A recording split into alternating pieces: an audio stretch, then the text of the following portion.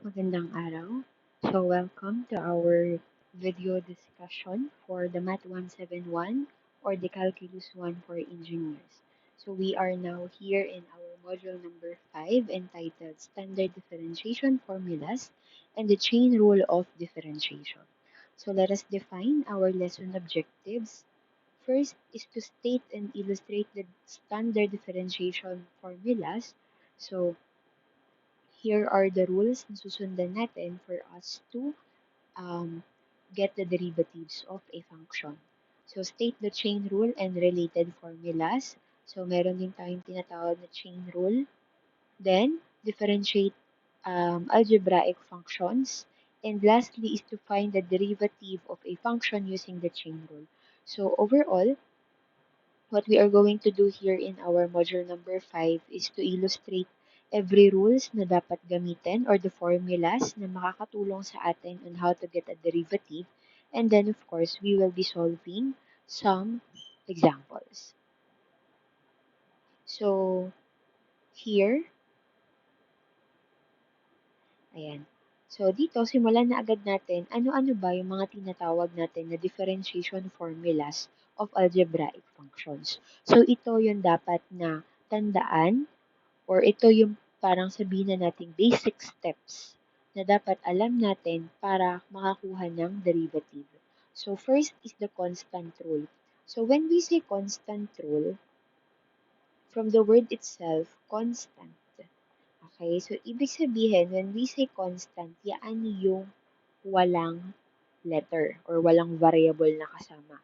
Ibig sabihin yan, ang mga nandyan lang ay yung mga variable x o kaya naman y, z. Okay? So, yan yung mga variables natin. So, therefore, when we say constant, any number. Okay? So, any number ang sinasabi natin dito na constant. So, that any number, when we get the derivative of a constant or any number, it will always be equal to 0. Take note of this, ha? So, ibig sabihin, like for example, derivative of 2 with respect to x, this is 0. O kaya naman, o kahit fraction pa yan, derivative of 1/5 with respect to x is equal to 0. And then, o kahit pi, kahit anong klase ng symbol na merong uh, equivalent na value, ibig sabihin 0 lang din yan. Okay? So, take note of this pala that in derivative, okay, in derivative, our symbol is dy over dx. O kaya naman, tinatawag natin siya na y prime. Okay, so yan yung mga ginagamit natin na um, symbols. Like for example, ito, d over dx. Yung y kasi na yan, that is the function. So, ibig sabihin, ang function dito is si 2. Okay? So, next naman natin na rule is the power rule. So, when we say power rule, ibig sabihin may exponent. Okay? So, the derivative of a power of a function is equal to the power multiplied by the function raised to the power minus 1. So, kung natatandaan, ito yung binigay ko sa inyo na isang rule during our face-to-face class no last meeting natin. Okay? So, ibig sabihin, the derivative of x raised to n with respect to x is equal to n x raised to n minus 1. Okay? So, ibig sabihin lang natin kung meron daw tayong x dito, okay, kung may x tayo dyan at yung n natin is the exponent, ang gagawin lang natin is that the exponent itabi kay n, itabi kay x, and then isulat si x, then yung exponent niya bawasan ng isa. So, therefore, yan nga yung magiging formula natin. And take note, paano ma'am kung halimbawang um, wala siyang exponent, pero may x lang siya. Okay, like for example, dito, ang sinabi lang po ay derivative of x with respect to x. Okay, so una, di ba sabi nga natin na ang isang x, okay, ang isang variable, kapag wala kang nakikitang exponent, ibig sabihin, yaan ay may imaginary exponent na 1. So, using the same power rule, ang gagawin lang natin dito is that, sulat yung ating exponent, 1, and then isulat si x, tapos yung exponent, bawasan natin ng isa. So, therefore, magkakaroon tayo ng raised to 1 minus 1. So, simplifying this, we have 1 x raised to 1 minus 1 is 0. And we all know that any variable with an exponent of 0, so x raised to 0, this is always equal to 1. Or kahit a pa yan, a raised to 0, that will be equal to 1. Okay? So therefore, kung yaan, ito daw ay 1 lang din. So, simplifying this, 1 times 1 is 1. Okay? So, that's why derivative of x with respect to x is equivalent to 1. Okay, and another one is that, di ba pwede natin isulat kasi yan, dx over dx. And sabi nga natin, kapag meron tayong magkamukha, kapag magkamukha ang numerator at denominator natin, ibig sabihin yaan ay equal kay 1. So, yun yung mga explanation kung bakit natin nakuha that the derivative of x with respect to x is equal to 1. Okay, so let us have an example pagdating dito. So, let us use this. We have derivative of x raised to 5. Okay, so derivative of x raised to 5, sulat lang din natin siya. So, we have derivative of x raised to 5 with respect to x. So, using the power rule, of course, sabi natin, sulat daw natin yung exponent as a base. Diba? Ang exponent natin is 5. Then, isulat si x. Then, yung ating exponent, bawasan ng isa. So, we have 5 minus 1.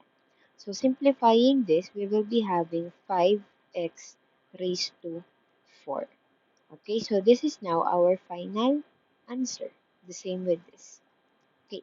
Eh, ma'am, paano naman po kung halimbawang negative? So, walang problema. Same process. Like, for example, we have derivative of x raised to negative 4 with respect to x. Okay? So, ibig sabihin lang nun, yung ating exponent ay isulat natin as a base, magiging negative 4. Don't forget ha, kapag naka-negative yan, kailangan isama pa rin natin. So, we have negative 4 multiplied by x, and then yung ating exponent, bawasan ng isa, we have negative 4 minus 1.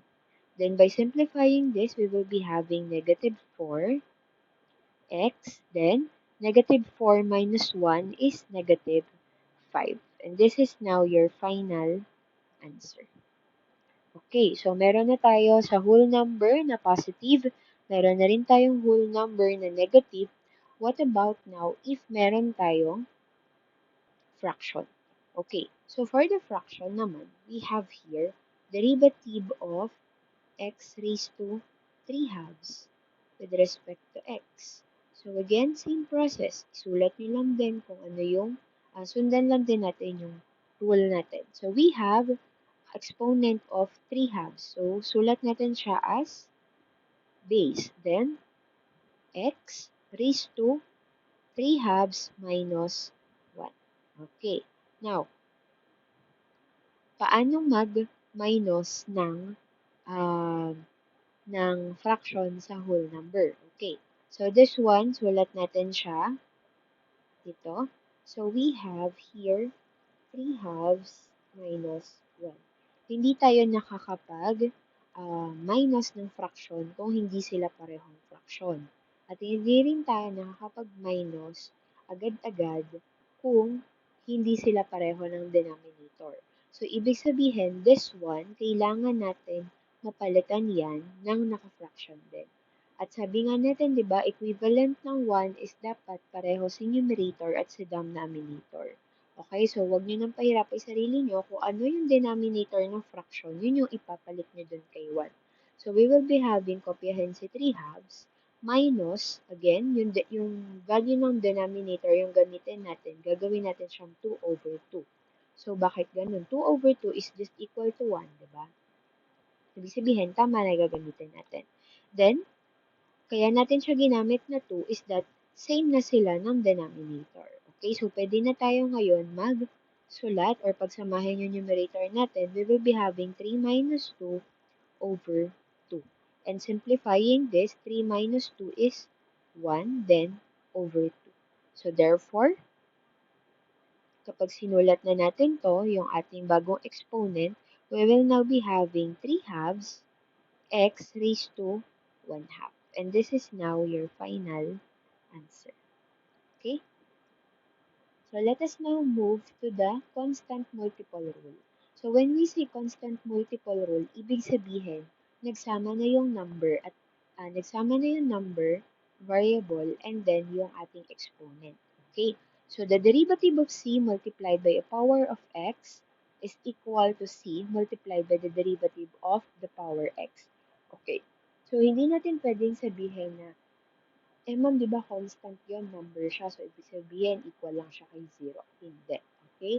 So, coefficient is um, different from constant. Okay? So, we have here derivative of c x raised to n with respect to x is equal to, ilalabas natin yung c or the coefficient, and then let's proceed now to derivative of x raised to n over dx. So therefore, pag pinagsama, we will be having the coefficient multiplied by n x raised to n minus 1. Okay? So para mas maintindihan natin, let us have an example. So for our example here, let us have derivative of 5x raised to 2 with respect to x.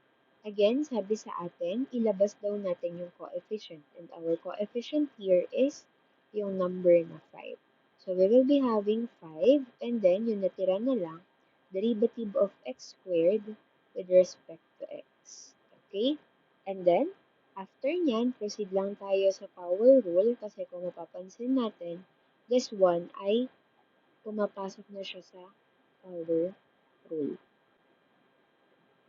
So, by derivative, yung 5, sulat lang natin. Then, derivative of x squared, sabi natin, sulat yung exponent. Then, sulat si x. Tapos, bawasan daw natin ng isa yung ating exponent. So, 2 minus 1 is just 1. So, no need to write 1. Or sige, sulat ko na lang din. Okay. So, yan. So, don't forget na naka-parenthesis yan. Bakit? Kasi, ito siya. Okay? Meron pa rin siyang, kumbaga sabi nga natin, inilabas. So, paano mo siya ilalabas kung wala kang parenthesis or bracket? Okay? So, you will multiply that. So, therefore, simplifying this, 5 times 2 is equal to 10.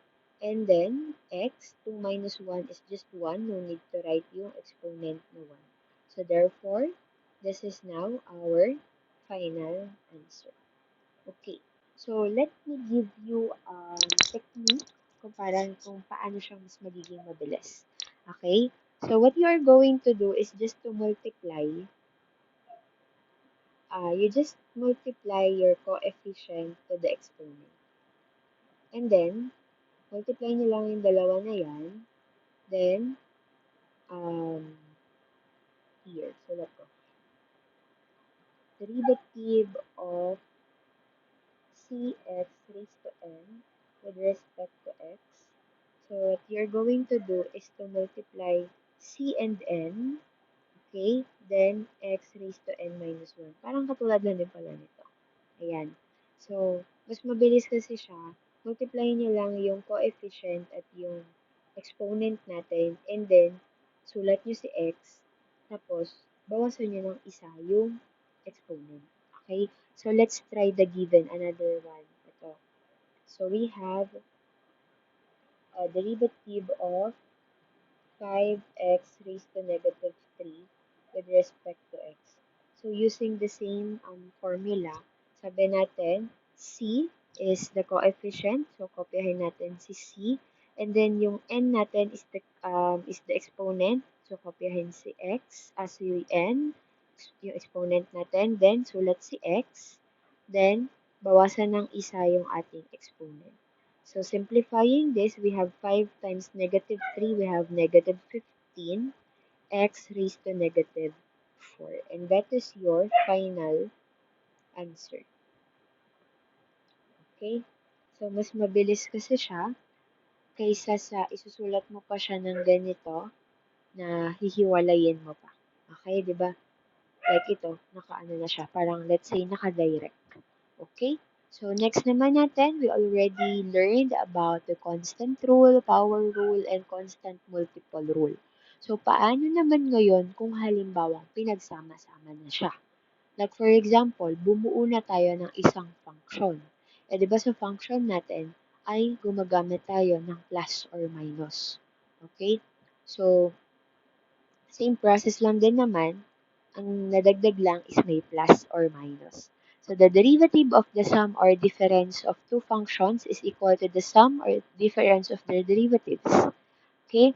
So, if u and v are the functions of x, the following formulas are true by the definition of the derivative. So, derivative of u plus or minus v with respect to x is equal to the derivative of u with respect to x plus or minus derivative of v with respect to x. So, hindi niyo naman kailangan paghiwalayin yung pagkuha ng derivative ng isang term.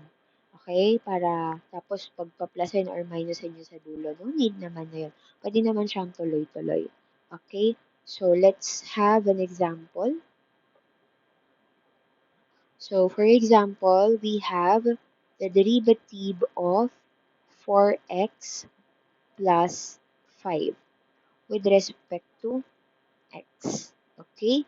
So, dito, don't forget to write parentheses. Kasi kapag yaan ay hindi nyo nilagyan ng parentheses, ibig sabihin, ang derivative nyo lang is si 4x. And then, after getting the derivative of that, you will add 5. Okay? Pero kapag may parentheses yan, ibig sabihin, you are getting the derivative of this whole function. Okay? So, let's use our sum or difference rule. So, ibig sabihin, derivative of 4x. So, we have derivative of 4x with respect to x plus derivative of 5 with respect to x. So, dito, 4x siya, diba? So, ibig sabihin, labas lang natin si 4 as a coefficient. And then, matitira sa atin dx over dx. Bakit dx? Kasi, ito, d, si x, then si dx. Okay? Then, plus, derivative of 5, this is constant. So, therefore, this is already 0. Okay? So, 0 siya. And take note that dx over dx is also equal to 1. So, therefore, ang natira na lang, 4 plus 0 is 4. So, here is now our final answer. Okay, so let me give you a technique also here. Pagdating sa um, constant multiple rule na ang exponent is 1. Okay, paano kung halimbawa na nakaka-encounter kayo na ang nakukuha nyo lang is, or ang given ay, halimbawa, ax. Okay, so the derivative of ax with respect to x is equal to a. Okay, bakit? Kasi nga, di ba, derivative of x with respect to x is just equal to 1. Okay, so sabihin, tatanggalin nyo lang, i-eliminate nyo na lang si x. Kaya, like for example, we have derivative of 2x with respect to x. Ang sagot na lang dyan is 2. Tanggalin nyo na si x. Okay? So, next naman natin, let us have this example. So, what if naman si 4.2, we have derivative of 4x cubed minus 3 with respect to x. But then again, this has parentheses. Okay? So, let's use this. Again, constant multiple rule. Ang gagawin na lang natin, pwede na kayong magdire-diretso dyan. Gawin na lang natin is using this process. Okay, multiply na lang natin yung ating coefficient sa exponent. So, we have 4 times 3, then x raised to 3 minus 1. Okay? So, yan yung para sa ito, so 4x cubed. Then, minus derivative of 3. So, since derivative of 3 is a constant, so therefore this is 0. Okay? So, next naman natin is to simplify. 4 times 3 is 12. Then, x raised to 3 minus 1 is 2. Okay? So, actually, pwede nyo nga siyang manuhin, diba? Okay, so therefore, this is now our final answer. Okay? So, ngayon, paano kung halimbawang mahaba? So, you try this on your own. Okay? So, pinahaba lang siya, pero same process lang din naman siya. Okay? So, yun lang. Then, next naman natin is ito na. So, syempre, kapag nag-plus-minus ka, hindi naman yan matatapos sa plus or minus, diba? Meron pa tayong multiplication at division. So, dito, nauna si division. So, supposedly, mauuna dapat si multiplication. Okay? Mas ginagamit pa yung mas mahirap. Okay, so the quotient rule. So, here, when we say quotient, ibig sabihin, nagde-divide tayo para makuha natin yung quotient. So, the derivative of the quotient of two functions is equal to the denominator multiplied by the derivative of numerator minus the numerator multiplied by the derivative of the denominator, all divided by the square of the denominator. So, medyo mahirap intindihin, diba? Kung hindi natin nakikita yung mismong formula. So, for the formula, ito lang naman yung gagamitin natin. We let that the u is yung numerator natin, okay? And then, yung v naman natin is the denominator, okay? So, yung u, numerator, and then, yung v naman natin is the denominator. So, ibig sabihin, what we are going to do here is that, sa numerator natin, this is daw equal kay kopyahin si denominator and then get the derivative of the numerator minus the numerator, kopyahin, multiplied by the derivative naman ng denominator. Then, all over square ng denominator. So, ito yung common na mnemonic for the quotient rule. Mas inaano kasi nito mas madali daw kabisaduhin kaysa sa VDU minus UDV over V squared. May iba kasi ganun yung ginagawa. So, dito naman, ito siya. We have derivative of high, low with respect to x. Okay? So, high, ibig sabihin numerator, low, denominator. So, this is daw equal kay low D high minus high D low all over low squared. Okay? So, ito yung ginagamit na mnemonic ng iba. So, depende sa inyo kung yan yung gusto nyo or gusto nyo naman ng ganito. We have we have VDU minus UDV over V squared. Okay, so yung V is the denominator, yung U, derivative ng U, minus U is yung numerator, then dV is the derivative of denominator all over denominator squared. Okay, so let us have an example here. Let's use this example 5.1. Okay, so using the example 5.1, we have derivative of 3 plus 2x all over 5 minus 3x with respect to x. Okay, again, yung taas natin is the numerator or ito yung sabihin natin na u. And then, yung nasa baba naman is the denominator or this is the v. Okay? So, using the same formula, ito, gamitin natin si VDU. VDU minus UDV over V squared. Okay? So this is equal now to,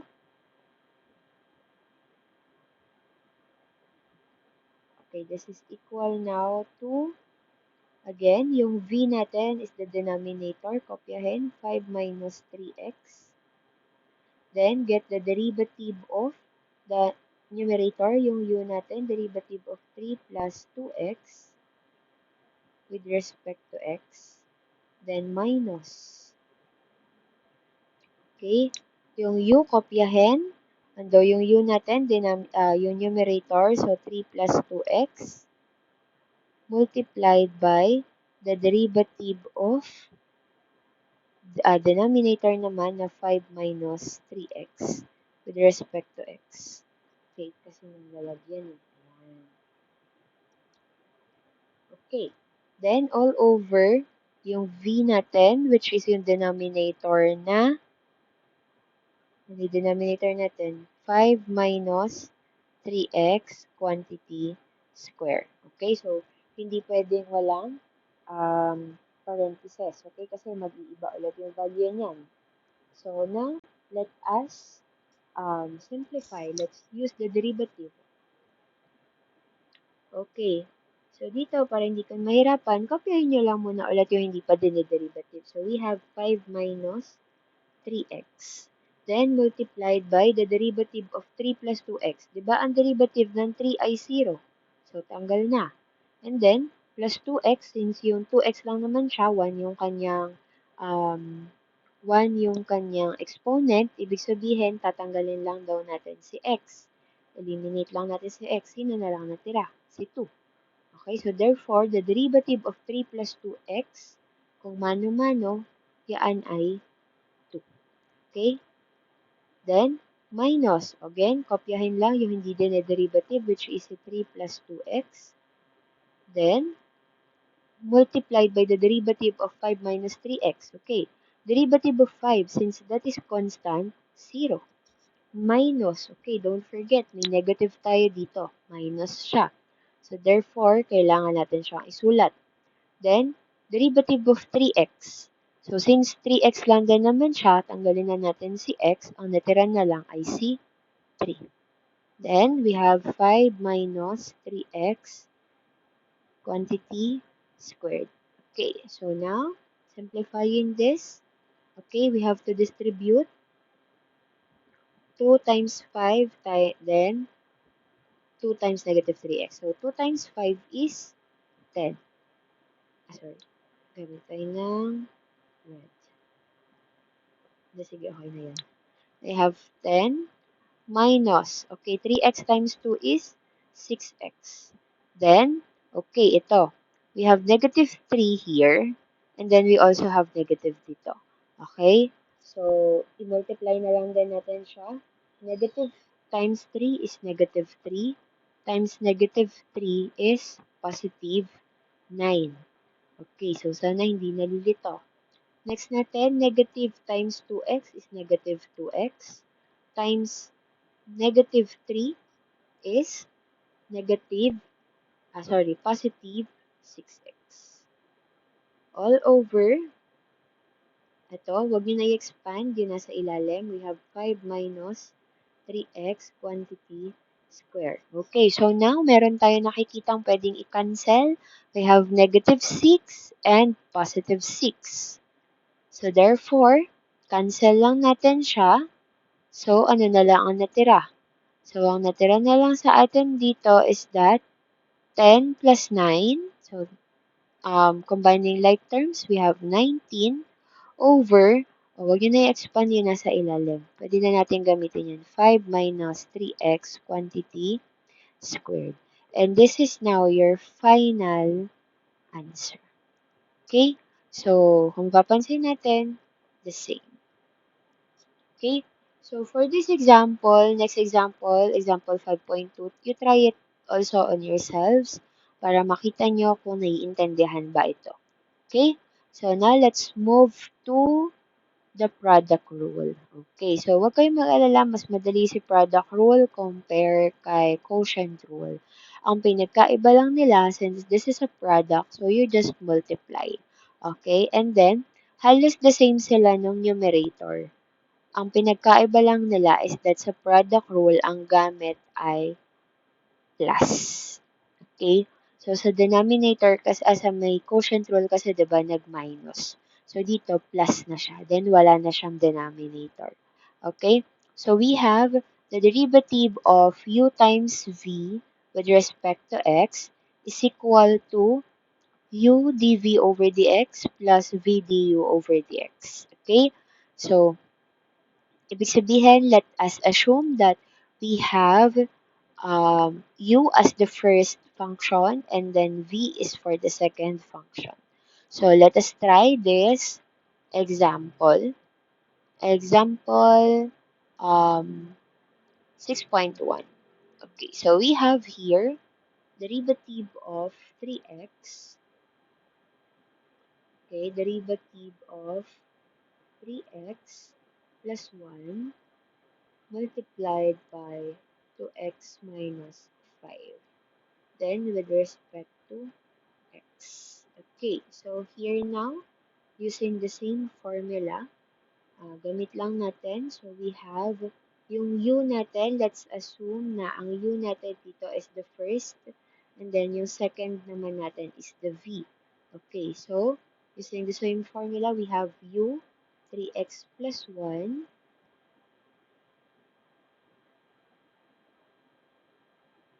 Okay,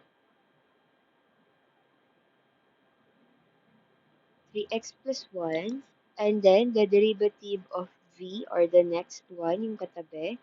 So, we have derivative of 2x minus 5.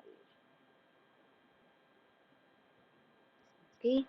So, derivative of 2x minus 5 with respect to x. Then, plus, v naman, yung kabala, we have 2x minus 5. Again, don't forget to write your parentheses. Then, derivative of yung nauuna, which is yung u natin, 3x plus 1 with respect to x. Okay. So, by simplifying this, kopyahin lang natin yung nasa, natin, yung hindi pa din derivative. So, we have 3x plus 1.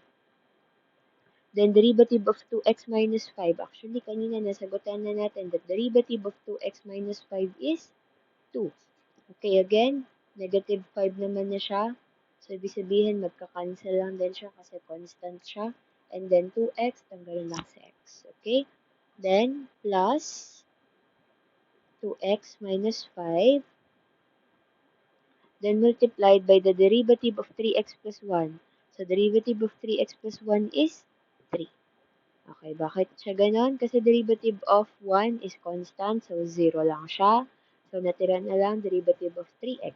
And since x lang siya, x raised to 1, so cancel lang yung x. So, natira ay si 3. So, simplifying this, we have to distribute 2 times 3x, then 2 times 1. Tapos, same goes with the second one. We have 3 times 2x, then 3 times negative 5. So, simplifying this, 2 times 3x is 6x, plus 2 times 1 is 2. Then, since plus naman yan, okay lang. So, plus 2x times 3 is 6x. Then, negative 5 times 3 is negative 15. So, combining like terms, we have 6x plus 6x, we have 12x. Then 2 minus 15 is negative 13. So therefore, our final answer is 12x minus 13. So same goes dito sa nakuha sa virtual. Okay? So these are the common rules na ginagamit sa derivatives natin. So here we have 6.a that formulas 5 and 6 can be extended to the case where n functions are involved. So for the three functions, we say u, v, w. Formula 6 becomes d with respect derivative of u v w with respect to x is equal to VW du over dx plus UW dV over dx plus UV dW dx. Okay, so ibig sabihin lang ang ginagawa natin dito is to multiply the two remaining functions, then get the derivative of a function. Okay? So, madalang namang ibigay ito, pero you can try it also para magamit naman din. Okay? Then, in the special case, when u is equal to c, if c is a constant, 5 and 6 becomes derivative of cv over dx is equal to c dv over dx. So, para lang din siyang constant multiple rule. Okay, so same lang naman din. So, no need to use this example. Kasi kung papansin ninyo rin, gano'n lang din yung process. Okay, so, ito yung sinasabi natin na this is the derivative of a function. And ito yung basic na kailangan yung matandaan. Should be mastered. Okay, take note of this ha. This rule should be mastered. Okay? Kasi ito nga yung sinasabi ko sa inyo na ginagamit natin as the general rule. Okay? Kasi diyan na rin pumapasok lahat ng rules natin. Okay? Kahit makalimutan nyo si constant rule, kahit makalimutan nyo si constant multiple rule, basta alam nyo si general rule, pasok na lahat yan. Okay? So, here, okay? So, now, ano lang din naman siya, yun lang din naman halos yung ginagamit dito. So, no need to use these examples. Kaya nyo na siyang sagutan. Okay? So, more examples. Actually, for these examples, you can ask me kung may hindi kayo naiintindihan. But then, mas mag-focus na lang tayo doon sa mga explanations of the different rules. Kasi, hahaba na yung ating video if I will be explaining this kind of um, another examples. Okay? So, now, let us move to one rule. Okay. Ito yung isang rule na ginagamit din natin sa differential calculus. And actually, we will be also using this in integral calculus, but then for next sem mention. So there are functions written in complicated form, where differentiation formula will not immediately apply. Here is the role of the chain rule to put the complicated expressions to a particular form where differentiation formula will easily apply. Chain rule is also known as the composite function rule. If y is a differentiable function of u given by y is equal to function of u, and if u is a differentiable function of x given by u is equal to g of x, then y is differentiable function of x, and we have this one. Ang haba ng sinabi ko, pero ito lang din siya. Okay? So we have here y is equal to function of u, wherein dy over dx is equal to dy over du multiplied by the du over dx. So, ano ba yung tinatawag kasi natin na chain rule? Bakit natin ginagamit yung chain rule nito? It is because of this one. Diba sa power rule kasi natin, we only have there, okay, so for the power rule, we only have there one variable. Like for example, x raised to an exponent. So, yan lang yung power rule. Ibig sabihin, basic power rule.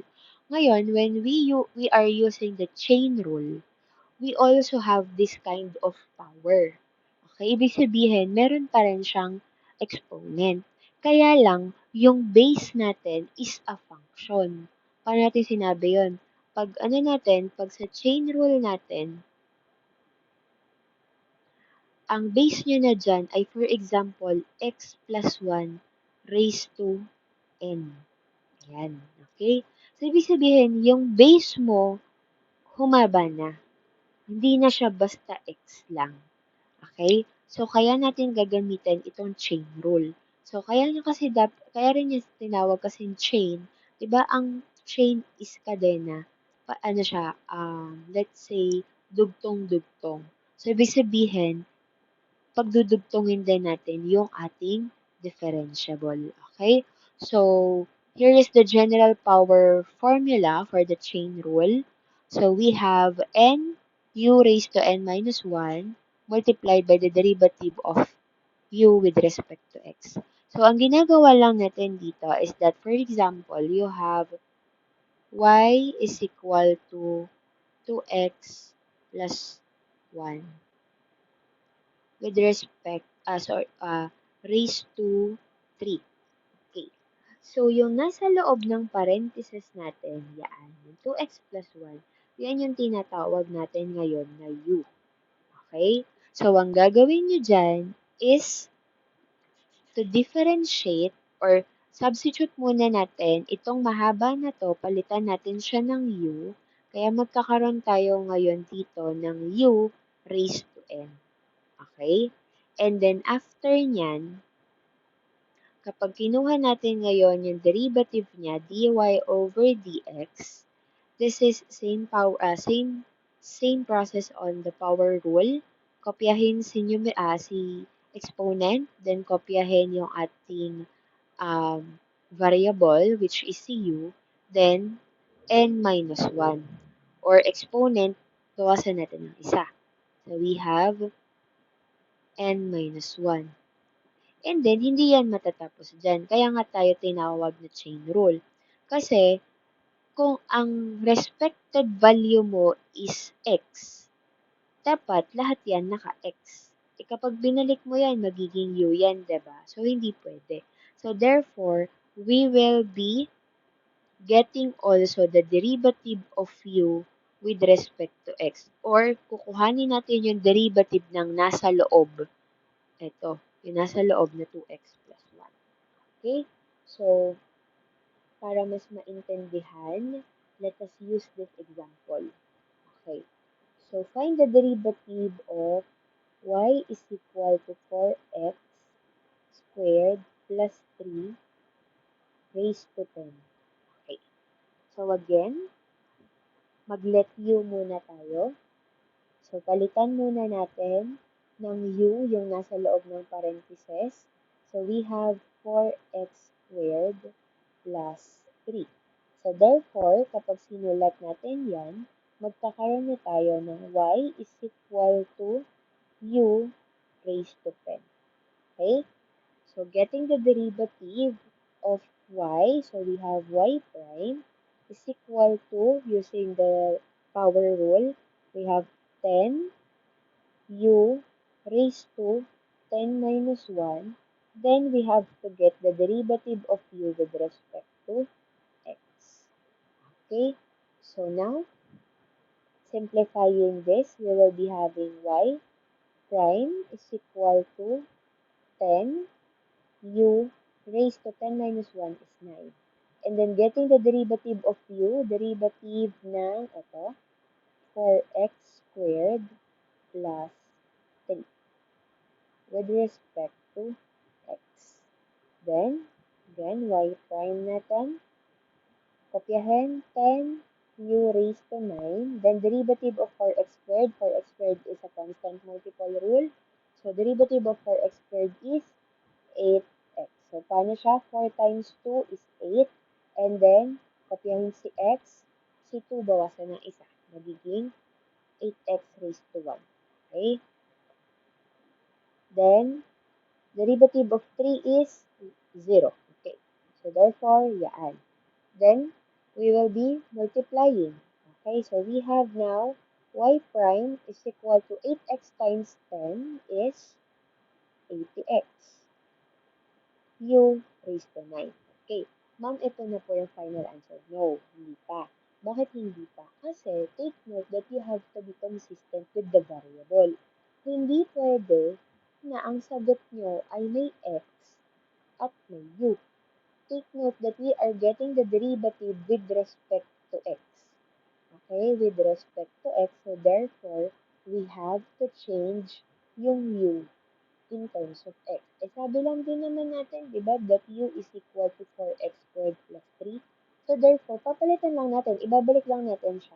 Magkakaroon tayo ngayon, y prime is equal to 80x multiplied by yung u natin na 4x squared plus 3, then don't forget, siya ay naka-raise to 9. Okay? So, ito ngayon yung magiging final answer natin. And upon checking, same lang nung nakuha sa module. Okay? So, for example number 2, you try this on your own para para makapag-practice. Okay? And then, ito. What if meron kayong constant? Okay? So, walang problema sa constant.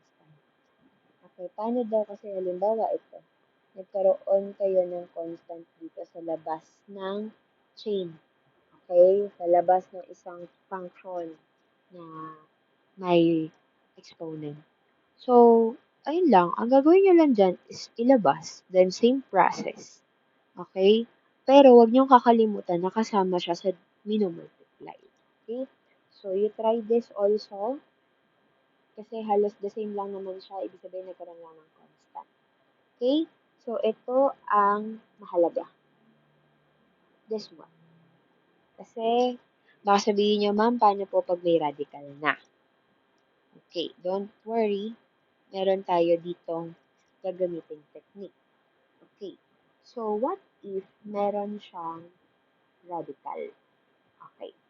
Take note that the radical, ang ibig sabihin niyan, ay pwede natin siyang i-convert into exponent. Okay, paano siya natin kino-convert into exponent? Like for example, we have, let's say we have square root of x. Okay, square root of x. Yan ay equal kay x raised to 1 half. Paano natin siya naging x raised to 1 half? Take note that this is, the radical sign is a square root. And when we say square root, meron yang imaginary number na 2 sa labas. Ibig sabihin, you are getting the square root or square 2. And then sabi natin, di ba, a variable, kapag wala kang nakikitang exponent, meron yang imaginary exponent na 1. Okay. So, ngayon, para i-convert natin yan into exponential form, yung base mo, kopyahin, we have x. Okay. And then, kopyahin yung exponent, which is 1. Yung radical, palitan nyo siya ng slash. O kaya yung fraction. Okay? And then, kung ano yung nasa number ng nasa labas, yan yung magiging denominator. So, that's why square root of x is equal to x raised to 1 half. Okay, now let's have another example. Paano naman kung halimbawa na cube root of x raised to 4? Yan. Para makita niyo ha kung paano siyang gawin. So again, kopyahin yung base. Then ilagay yung ating exponent, which will be our numerator, which is 4. And then yung radical, palitan natin ng slash. Then kung ano yung nasa labas ng ating root, siya yung magiging denominator. Okay, so therefore, cube root of x raised to 4 is also equal to x raised to 4 over 3. Okay, so huwag niyo siyang kakalimutan kasi magagamit natin yan kaysa lagi mo nakikita yung radical. Okay, mas madali na naka-fraction ang exponent kaysa radical ang nakikita natin. Okay, so let's use this one. 4a. Saan tayo makakapagsulat? Mhm. Ito na lang gamitin natin. Example number 5.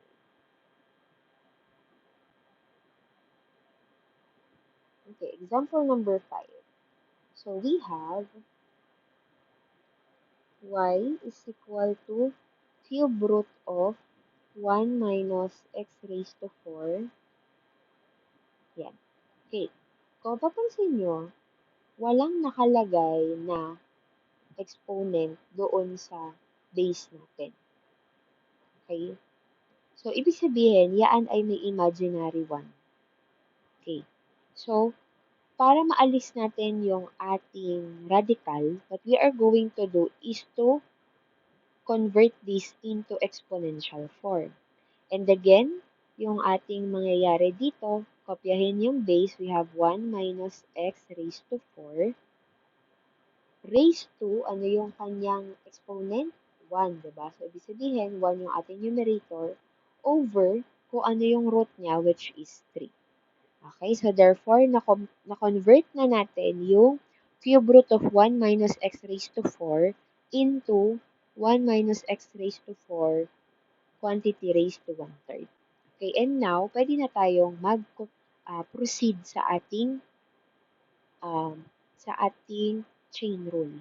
Take note na bakit chain rule kasi nga yung nasa loob ng parentheses ay function. Okay, 1 minus x raised to 4. So therefore, using the same general power rule, ilet natin na ito yung u. Okay, pero wag na natin siyang isulat na u pa. Pwede naman na natin siyang ituloy-tuloy. Okay, so therefore, ang gagawin lang natin dito is to write, again, write the exponent. Itabi natin siya dun sa ating base, which is magiging 1/3. Then, multiplied by the u. Ano yung u natin? We have 1 minus x raised to 4 raised to 1 over 3 minus 1. Then, don't forget, we have to get the derivative of u, yung nasa loob, 1 minus x raised to 4 with respect to x. Okay.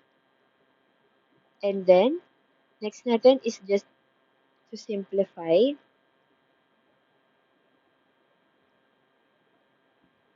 Okay. Tanggalin ko lang yung ano nito. Gawin ko lang siyang white para masulatan ko. Ayan. Okay. Diba?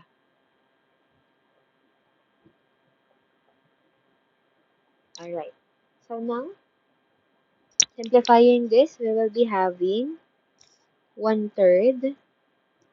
Then, kopyahin, 1 minus x raised to 4 raised to, okay, 1/3 minus 1. Okay, sulat natin. Ito, si 1/3 minus 1. Dito tayo. 1/3 minus 1. So, si 1, pwede natin siyang isulat as 3 over 3. So, magkakaroon tayo ngayon 1 minus 3 over 3. Then, simplifying this, 1 minus 3 is negative 2 over 3. So, therefore, ang magiging bago na nating exponent is negative 2/3. Then, proceed tayo sa differential.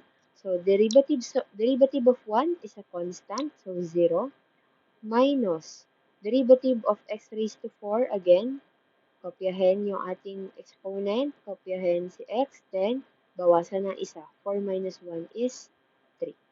Okay? So, don't forget, hindi yan imaminus, ha? Multiply yan. Okay, then, we have now to simplify. So, negative 4x raised to 3 multiplied by 1/3. Pagsamahin lang natin, lagay lang natin sa numerator. We have negative 4x cubed over 3 multiplied by 1 minus x raised to 4 quantity negative 2/3. Okay. Ma'am, naka-negative po siya. Paano po natin siyang ibabalik into radical? Okay, so ganun lang din. Sabihin, i-opposite lang natin siya. Okay?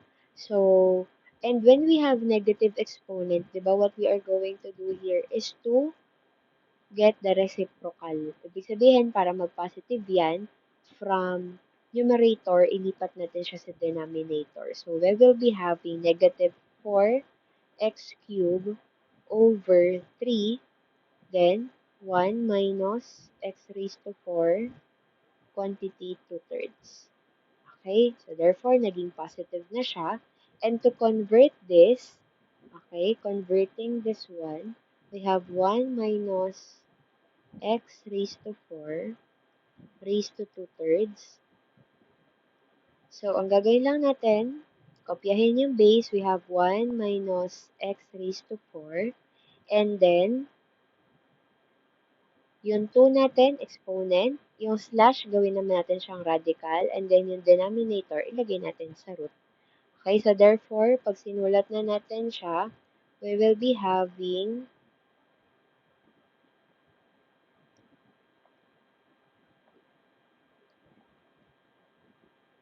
okay, so we will now be having negative 4x cubed over 3 cube root of 1 minus x raised to 4 quantity squared. Don't forget ha, meron siyang parentheses. Okay? So, now, ito na yung final answer natin. Okay. Yeah. So, we still have another example here. Ngayon, ang tanong naman dito is that nasa ilalim yung ating um, radical. So, walang problema dyan. Same process. But then, ang gagawin niya lang muna is to, meron kayong dalawang, ano dito, dalawang, what do you call this?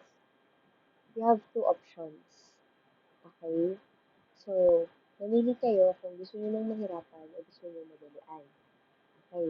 Kasi, kung papansin natin, we have, ito pa, kung papansin natin, this is a quotient rule, diba? Napasok siya sa quotient rule kasi you have numerator and denominator. Okay. But then, yung numerator and denominator ninyo, pwede nyo naman siyang i-convert into, into numerator lang or whole number lang. So, ibig sabihin, ire-reciprocal nyo lang siya. Tanggalin ninyo yung inyong denominator. So, para tanggalin yan, edi ang gagawin lang natin siyang negative exponent. Diba? So, convert nyo lang yung ito. Una, convert yung radical into exponential. And then, pag na-convert nyo na siya into exponent, pwede nyo siyang i-reciprocal. Okay, di ba? Kasi makukuha natin yan as y is equal to x squared over 16 minus x squared quantity raised to 1 half. Diba? So, ngayon, ito, lipat lang natin siya sa numerator. Kasi pag dilipat natin siya sa numerator, ibig sabihin, nag-multiply na lang sila. So, mapupunta ka na ngayon kay product rule. Okay? So, ganun lang siya. Pwede naman natin siyang gamitin. Okay? So, yun lang naman. I think. So, this other examples is for you to explore kasi masyado na din mahaba yung ating video lecture dito. But then, I will be giving you your problem set, this one. Okay? Skill building activities na tayo. Okay, so skill building activities is your assignment. Answer this in a long bond, short na lang, short bond paper. So, we pass next meeting.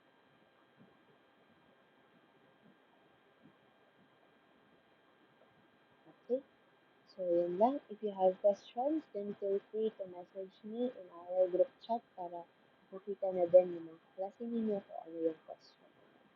So, with that, thank you for watching.